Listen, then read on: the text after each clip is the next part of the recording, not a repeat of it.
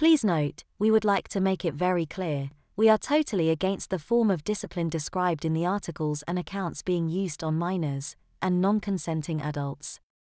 Although some of these accounts are fictional, and others may be an exaggerated reality, none of them are too far from the truth of what really happened back in those days.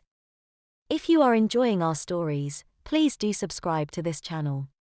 We will be posting many more stories as time goes by. Miss Howse and her slipper. It was 1959. I was 8 and in my last term at primary school before moving on to the lower school of a large boys' grammar. My friend Valerie and I were playing a silly game in class, paying no attention to the lesson. The game involved each of us in turn holding up a hand while the other tried to touch the hand with their tongue, while the first child tried to avoid it. Amazingly, the teacher, Mrs. Roberts, didn't notice. The lesson ended, it was morning break and I went out into the playground. But after a few minutes Valerie came looking for me. "I'm afraid we've got to go and see the headmistress. Janice, I forget the wretched girl's real name, has told on us."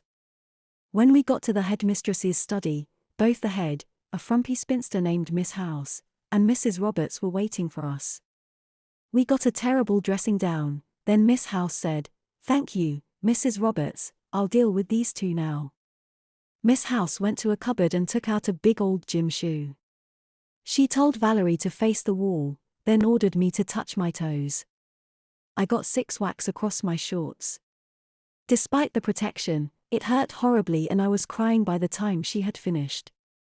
Then we had to change places and it was poor Valerie's turn. It must have been worse for her, because she had only her summer gingham dress for protection.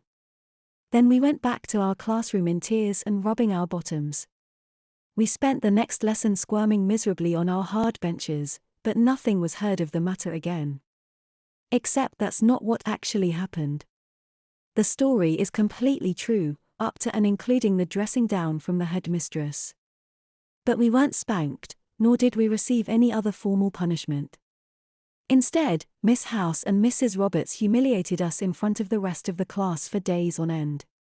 Whenever we said or did something it was "Here come the thumbsuckers" or "That was one of the thumbsuckers."